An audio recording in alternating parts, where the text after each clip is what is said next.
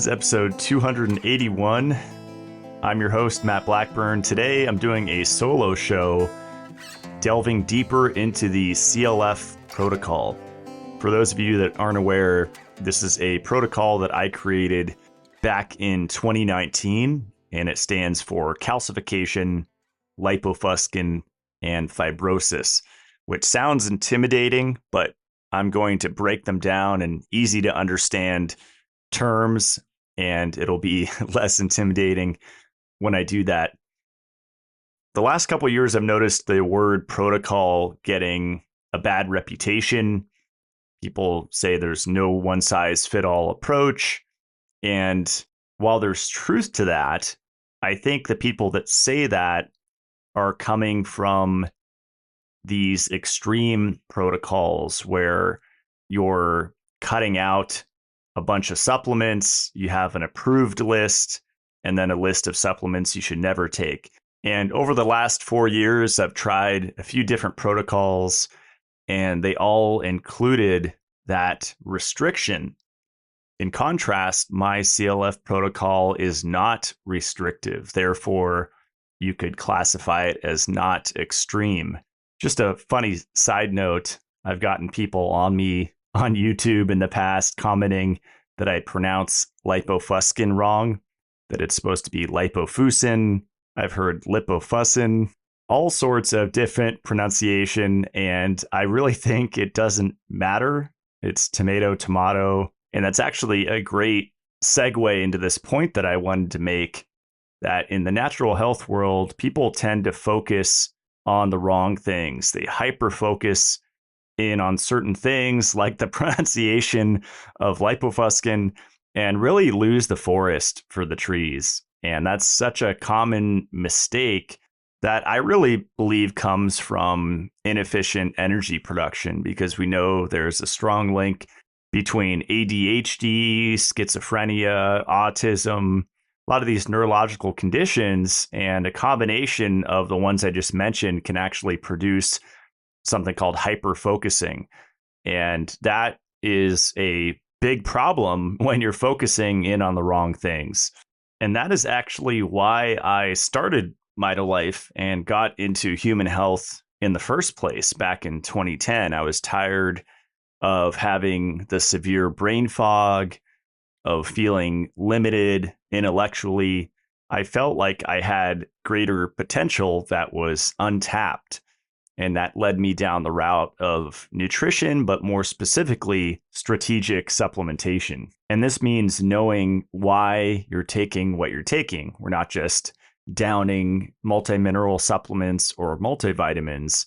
We're knowing just a general idea, at least, of what each nutrient is helping with. Before I started a supplement company, I would go into people's cabinets in their kitchen and quiz them on why they're taking what they're taking. And it was very rare that they could give me a clear, quick answer. When I started Mitolife, the first supplements that I came out with were Dissolvidol, which is a systemic enzyme blend, PUFA Protect, which is vitamin E, Panacea, which is shilajit resin from the Siberian mountains, vitamin K2, which is a important fat-soluble vitamin that's underrated, especially in the last 4 years of megadosing vitamin D, and then magnesium, which I called Mag ATP. And all of those help with different aspects of my protocol, whether it's shilajit and magnesium with calcification, vitamin E for lipofuscin, or systemic enzymes for fibrosis. In that protocol, I also talk about just general lifestyle tips to minimize the accumulation of those three things. Whether it's someone dealing with a lot of chronic health issues or someone that's just getting into taking supplements, it can be really confusing and overwhelming. And I've seen that over and over again. Messages that people have sent me over the years of basically, where do I start? And so I designed this protocol around that. It's a great starting place, and you can get as advanced with it as you like. And it is actually an anti-aging protocol, as I'll get into later, because there's actually a really strong DNA connection with those three things. Calcification, lipofuscin, and fibrosis could be the root cause of aging. But from what I've seen, most people are less concerned about aging and more focused on having optimal health as they age. And the CLF protocol can also help with that. People have asked me why we have to take supplements. We didn't have to do it in the past, so why do we have to do it now? And my simple answer is, back then we didn't have acid rain because the Industrial Revolution had not occurred yet, which kicks up nitrogen oxides and sulfur dioxide into the atmosphere. That combines with particulates and rains down either through dry deposition or through rainfall and kills microbes in the soil, disrupts the fungal system in the soil, screws with the fulvic and humic acid in the soil. And this becomes a root cause problem because it's our sustenance. It's fruits and vegetables and everything we're growing in the earth, even in a greenhouse, is going to be suboptimal unless we take it into account with the proper water filtration and soil amendments, etc. There's also NPK fertilizer, something I've been talking about for about 5 years now, which stands for nitrogen, phosphorus, and potassium. And that is a salt-based fertilizer. That is the key phrase that bloats the plants. Jeff Lawton, that I interviewed, went into detail on this. The plants get bloated, their immune system goes down, and this is why farmers have to use pesticides, insecticides, fungicides, larvicides, all the sides on the plants because they're weak, because they're being fed this salt-based fertilizer. And this also goes for the, quote, certified organic produce, which is why I've never been a fan, once I learned this information, of the juice cleanses, the green juice, the celery juice. Fruit juice is another story. I think that is generally far superior to green vegetable juices. But to me, the green juice trend is equivalent to mainlining fluoridated water times a million. And I've observed this in the community over the years and seen how it really clouds the mind and does all of the things that people say drinking fluoridated water does, but no one's looking at the NPK fertilizer that's growing their veggies, that is going through their Green Star juicer. And thanks to me, largely, some of those people are now on Shilajit, but they're not taking nearly enough. They need basically a dump truck load to get their brain back on track after years and years of assault by green juice. There's also excessive polyunsaturated fatty acid, or PUFA, consumption. This is something that I started talking about 4 to 5 years ago, and another thing that I brought to the forefront. Now everybody's talking about it in the natural health world. It's super trendy to talk about seed oils. But what I really honed in on was the antidote for this problem, for the canola oil or the peanut oil or sunflower or safflower oil that pretty much all our food has been cooked in. And if you're someone that likes to enjoy life like myself and go out to eat regularly, you can just assume that the places you're going to go to are not cooking in tallow or ghee or lard, which are stable, saturated fat food sources. Instead, they're cooking with PUFAs, which are highly unstable because of the multiple double bonds. They're more prone to oxidation by heat and light. And what vitamin E is, it's called an exogenous, which is outside the body, antioxidant. and more specifically, it's called a chain-breaking antioxidant that gets stored in our membranes, our both cellular and mitochondrial membranes, and it prevents this process called lipid peroxidation. And a great example of this is Mongolian food that I used to get growing up with my friends. And I would order this noodle dish that contained vegetables and meat, but it was heavily fried on the surface, and they're just spraying all sorts of Franken liquids onto it while it's cooking and steaming. And if I had to guess, back then they were using soybean oil, which is a highly unsaturated fat that oxidizes with heat, light, oxygen, even transition metals. Whether it's the fertilizer that was used to grow the foods, the chemicals they were grown with, or even just the degradation of the blades used to process the noodles, which metals get into processed foods. It's a very common phenomenon. You add all of this up and you get food that's rich in peroxides, lipid hydroperoxides, polar and nonpolar acids, aldehydes, and even polymers, which are not always, but much of the time, synonymous with plastic.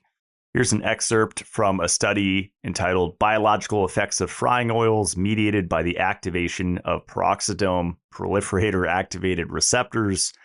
That is a mouthful, but one part of the study stood out to me, and it reads, feeding experiments using rats, mice, and pigs revealed that ingestion of frying oils compared with fresh fats provokes a wide array of biological effects in mammals, including oxidative stress, impaired glucose tolerance, and thyroid function and lipid metabolism alterations.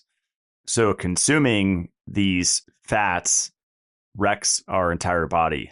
And without even delving into more studies, I can just speak from my personal experience. My biggest health challenge, besides brain fog growing up, was skin issues, acne, and eczema.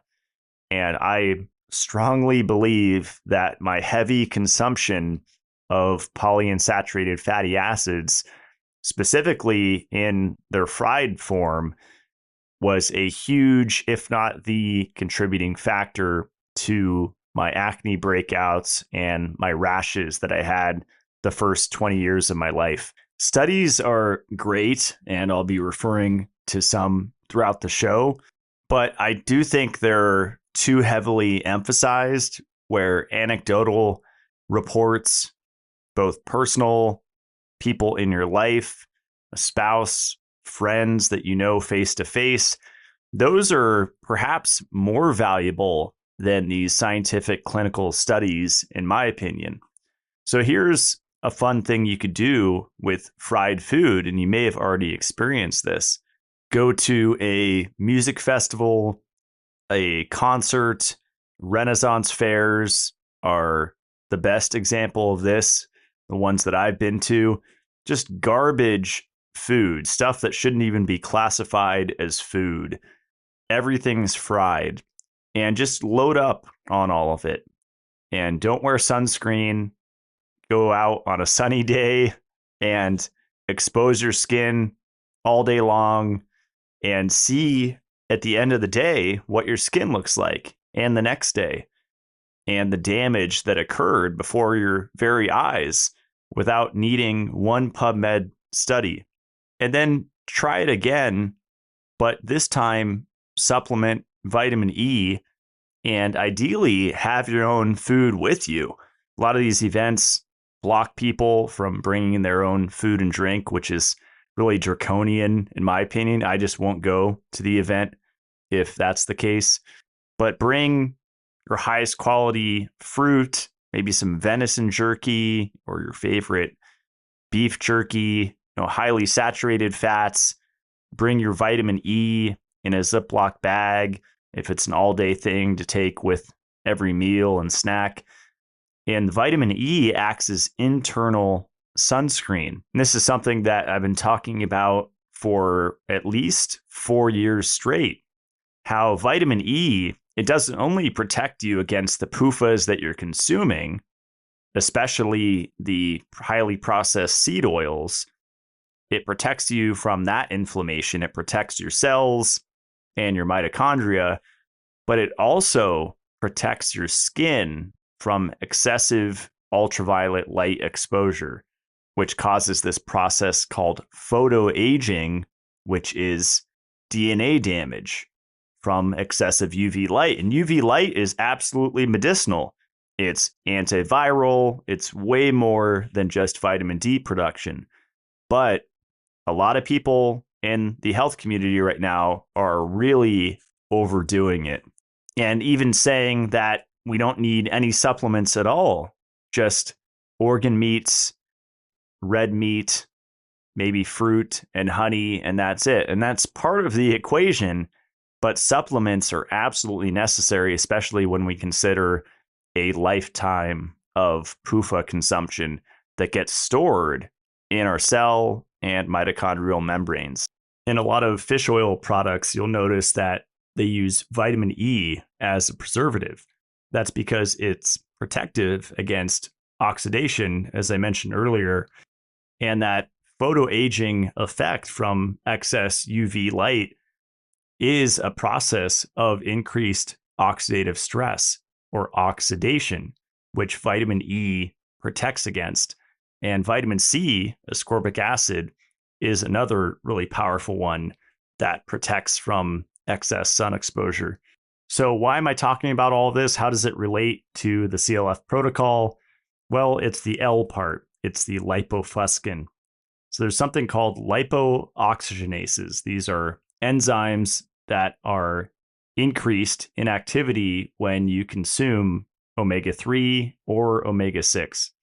They generate reactive oxygen species, free radicals, lipid peroxides, which damage cells and tissues and increase the risk of disease. But more importantly, they create lipofuscin. An easy way to think about it is looking at an elderly person. I always do this on airplanes or in a public place. And you often see it in sun-exposed areas, on the hands, on the arms, the forehead, especially if there's a receding hairline going with it. You'll see these spots, these brown spots. That is called age pigment. It's a brown, yellow, autofluorescent material that reacts to ultraviolet light. When UV light hits it, it actually fluoresces a yellow wavelength. It's mostly comprised of damaged proteins and fats, including damaged mitochondria. But there's also a small component of metals, especially zinc, copper, and iron, which doesn't make those three toxic. But when they go in the wrong place, they combine with what I mentioned, the oxidized lipids, the damaged proteins, and they form this polymer material called lipofuscin. When that accumulates in the neurons of the brain, that contributes to neurodegeneration. When it accumulates in the heart, that leads to heart disease. And when it's found in the skin, that is a hallmark of skin aging. So the main solution to me is vitamin E for lipofuscin. When you look into the research, one study showed that vitamin E supplementation for 4 months prevented lipofuscin appearance in young animals and reduced the lipofuscin content by 50% in the old animals. That's contrasted to studies I've read where it said that vitamin E was more effective in younger animals than older. I've had people send me pictures of their parents, grandparents that have been on vitamin E, and there is definitely a reduction, at least in the visible age spots, if someone supplements vitamin E every single day and oftentimes multiple times a day. So back to what I said about not putting too much emphasis on studies. I think we're kind of in a study worshiping society. I think there's a lot to be said about the case studies. Most of the vitamin E books that I have in my bookshelf, I was flipping through them this morning, and it's not study after study. Most of it is just anecdotal case reports of a certain dosage for a certain period of time and XY disease went away. We are definitely in a system where information is suppressed, especially medical information that can improve our health. So I really don't get the obsession with scientific studies when we know that there's so much suppressed. We should at least be using it 50-50 with case reports and anecdotal reports. So the books by the Shute brothers in Canada are great for that. I have 4 or 5 books on vitamin E, and there's not many studies in there. It's mostly we used 4,000 IU a day for this amount of time and saw a reduction in diabetes, skin burns, heart disease, hypertension, blood clots, all with pretty high doses of vitamin E. But kind of dipping back and forth with research, here is a study talking about endogenous metabolites of vitamin E limit inflammation by targeting 5-lipooxygenase. 5-LOX in the research is an enzyme that is involved in changing arachidonic acid to leukotrienes, which is a whole aspect of fatty acid metabolism. But the leukotrienes produced from 5-LOX are pro-inflammatory that play a role in allergies, asthma, DNA damage, cardiovascular disease, liver disease, dermatitis, neurodegenerative disorders, and cancer. I'll post all of the studies that I'm referencing in the show notes. I'm also going to put, I think, the ultimate vitamin E article that's ever been written by the late Ray Peat. It's called Vitamin E, Estrogen Antagonist, Energy Promoter, and Anti-Inflammatory. And this exact article was actually what spurred me to create the Mitolife product, PUFA Protect. I think it's a really succinct overview of how we've been duped about polyunsaturated fatty acids, where vitamin E plays in, the connection between vitamin E and estrogen, how estrogen promotes cancer and a lot of different diseases, and vitamin E antagonizes or counters estrogen. He mentions polyunsaturated fats quite a bit throughout the article, but not once does he mention lipofuscin. He only mentions that in interviews, and some of that is available on YouTube. I also want to shout out my other inspiration, and it's actually how I learned about Ray Peat back in 2019 was from Adam Bergstrom. His website is solartiming.com. And on the right side there, click on yellow fat disease. And there's a couple tabs, a little poem called I'm a Talking Liver Spot, and then one called Yellow Fat Disease, which are pieces of interviews that Adam's been on talking about yellow fat disease. I think there's even a few from Ray Peat there. And then Adam also has a great book on yellow fat disease, and it's actually a series that you can buy from his website. So if you want to do a really deep dive into it, highly recommend looking into Adam Bergstrom's work on it.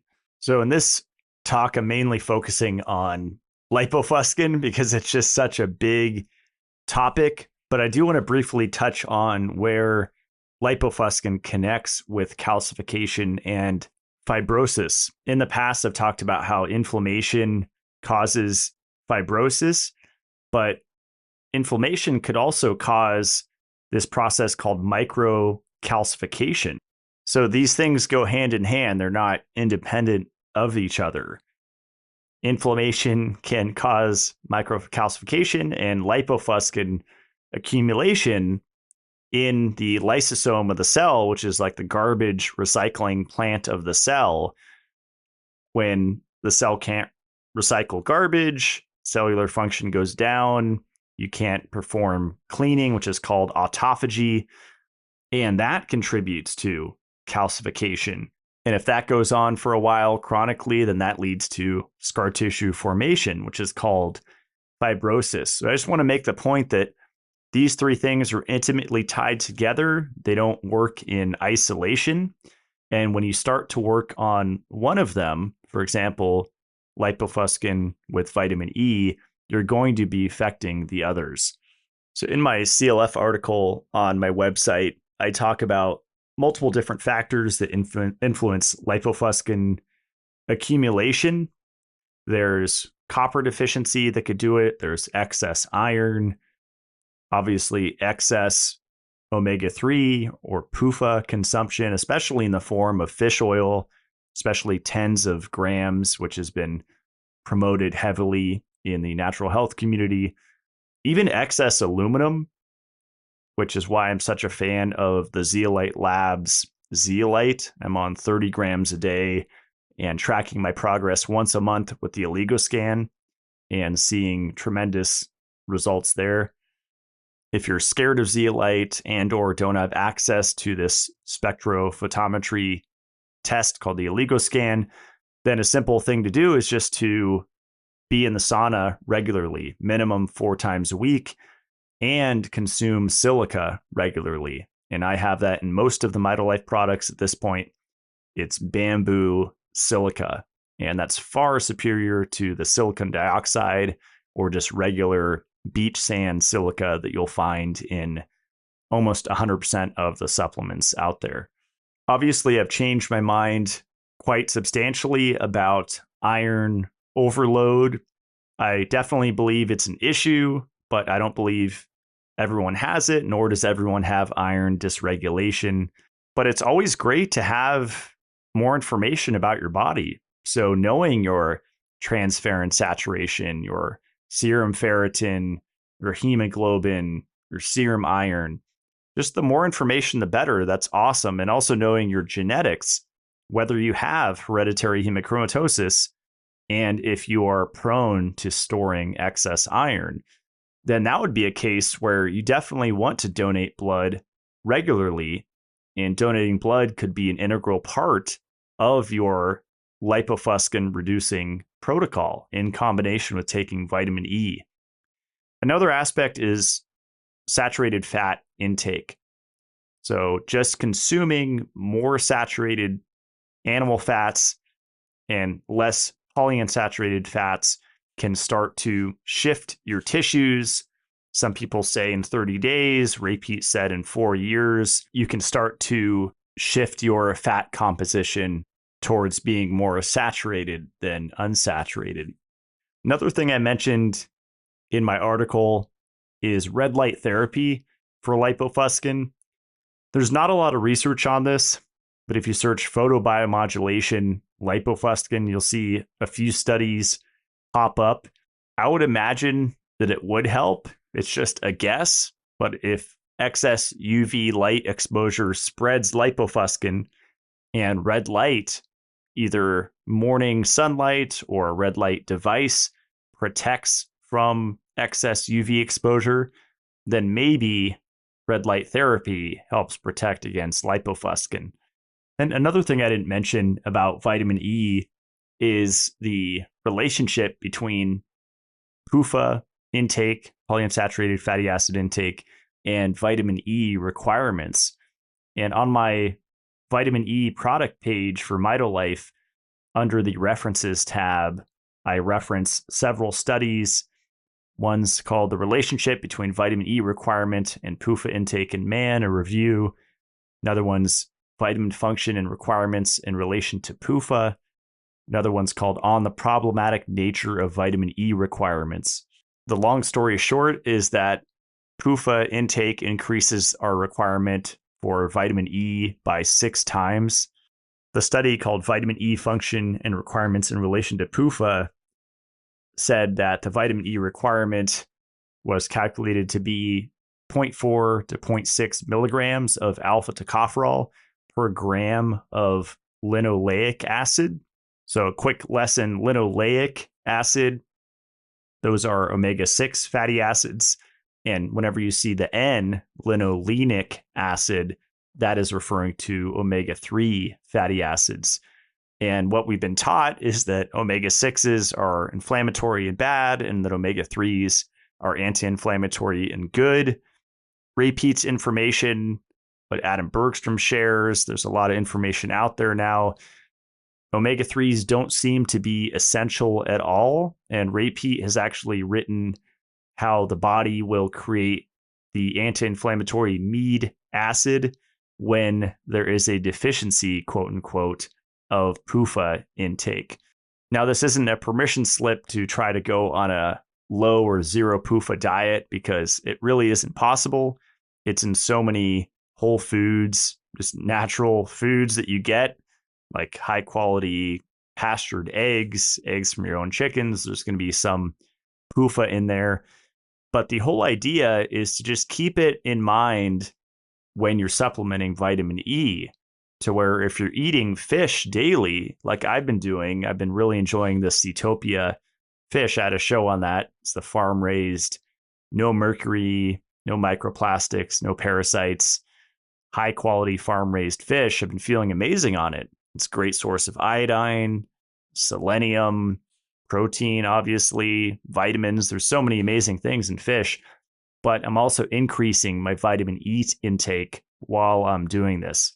And I consider vitamin E supplementation to be very safe. So I don't go into crazy calculations. I take 1 capsule of PUFA Protect every morning with breakfast.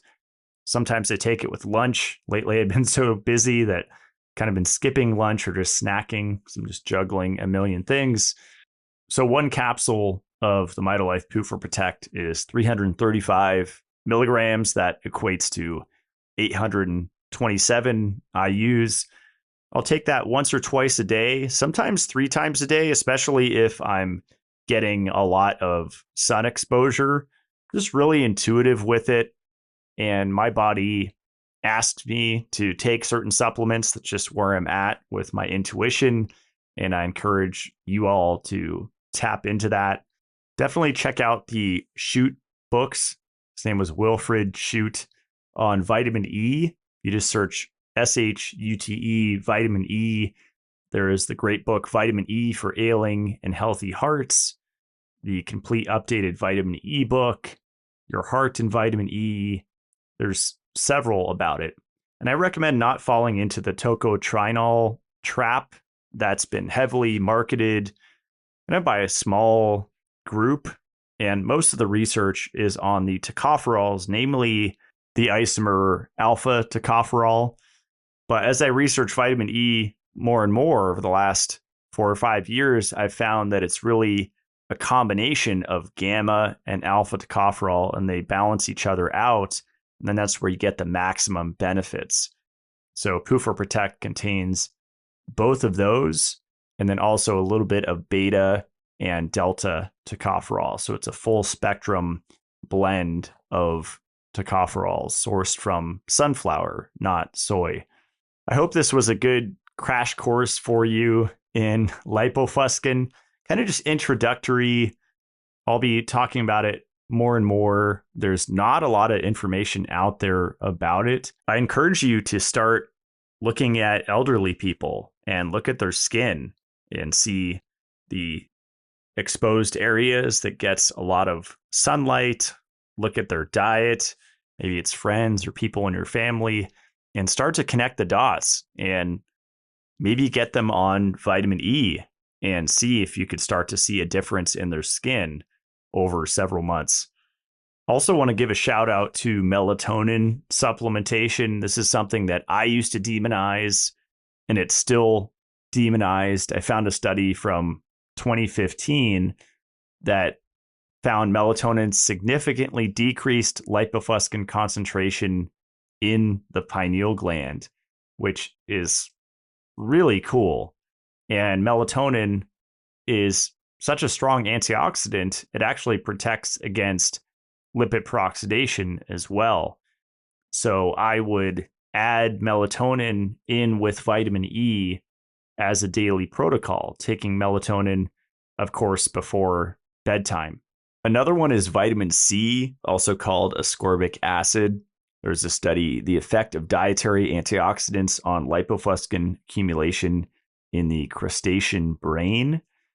And they found that just having a high vitamin content in the diet resulted in lower lipofuscin.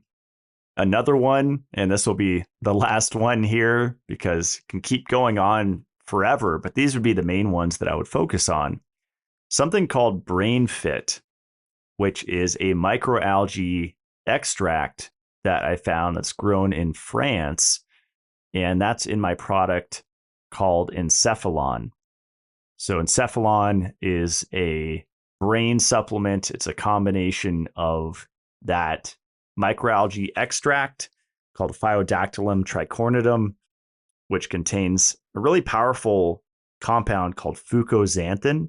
So Encephalon contains that algal extract combined with phosphatidylserine and ginkgo biloba extract. And a lot of people have been really loving taking 4 capsules all at once and feeling a great brain boost from it. And that product, Brain Fit, they actually have preclinical studies showing that it significantly reduced the oxidation of lipids in the brain and significantly reduced oxidative stress in the brain, thereby increasing cognitive performance, improving short and long-term memory, and just supporting brain function as a whole. And then one last one I would add onto there is Shilajit, which for years I was heavily focused magnesium, Shilajit. Those are the 2 most important supplements that everybody should be taking. And I still agree with that, but there is some individuality where you have to adjust and dosages, and a lot of it comes down to financials for people. They can't be on 10 supplements a day. So what would be the 3 to 5 maybe max? And these would be it for the lipofuscin problem. So Shilajit actually reduces lipid peroxidation. It has strong antioxidant effects. I personally take 1 gram a day of Shilajit resin. We sell that from Mitolife. It's called Panacea. It's 48 grams per box. That'll last you quite a while. Minimum dose, I would say, is 3 tablets. Each tablet is 200 milligrams. A lot of the research showed 500 milligrams a day for the benefits. So I just go ahead and take 1 gram, and I've taken as much as 30, 40 tablets at a time, even right before bed, and slept great. For a lot of people, it gives them so much energy that they have to take it in the morning. So that's something that you'll have to experiment with. So I hope you learned something new about PUFAs, lipid peroxidation, and lipofuscin. My website is matt-blackburn.com. I recently updated the CLF protocol, and I'm getting back on track. So I will be updating it more and more. I added a few pictures, added some lines here and there, fixed a lot of grammatical errors, and I'll keep working at it. The latest update there was with calcification and vitamin D. I think it was about a year ago that I added that caveat that either vitamin D deficiency or excess can cause calcification. If you go to the shop tab, you can see all of my recommended products. On the front page there, I have my 9 current favorite featured products. I mentioned the zeolite in this show.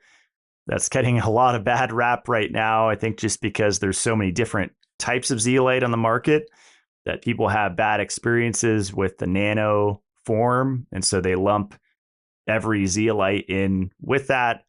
This zeolite from Jeff's company, Zeolite Labs, is totally different. It's clean, lab tested. I've been just blown away by the results, especially with my oligoscan, watching the metals go up and down as my body moves it out of the level 3, as he called it, storage of the organs, the glands, like the deepest tissues in the body, to general tissue, level 2 in my hand, and then eventually, ultimately, to level 1 which is my circulation, so that they could be excreted from my body. Definitely reaching new heights of brain function and energy. And I just feel better than I ever have, even though I've been dealing with more stress than I ever have and more life demands. So really grateful that I found it at the perfect time. My brand is Mitolife. That's mitolife.co for the website. We are almost sold out of our coffee. It's currently from Brazil. I've been loving it, drinking 2 espresso shots a day, single origin, roast dates on the bag, very clean coffee. We also have shampoo and conditioner. We have grounding sheets, which are really underrated for improving sleep quality. And ideally, you get the grounding rod kit for it. So it's a 40-foot cord, basically your extension cord to the earth. And that is an awesome way to improve your sleep quality, just grounding direct rod to earth. We recently came out with a really great shower filter that's been selling out each batch. I think that'll be back in the next week or two. We have an awesome 7-stage water filter that is beyond RO. I think that's the misconception that people have about these under-counter units. This is like a souped up reverse osmosis. This is not your standard RO water filter. You actually get deionization with it. RO systems do not contain DI cartridges. And you also get remineralization with magnesium. Most filters add back in calcium, and we believe magnesium is more important for most people. So we have that filter at the end called Coresex that adds back in multiple forms of magnesium. Under the wellness tab, you can see the supplements. A lot of them are still on surplus sale. Jellyfish collagen, zinc, the beef liver, elk velvet antler, the lactase dairy absorb enzyme, the digestive enzymes, the desiccated oyster. It's amazing when I'm out on the street at stores talking to people about what supplements they're taking. And it's just very basic with fish oil, CoQ10, kind of like Costco supplements.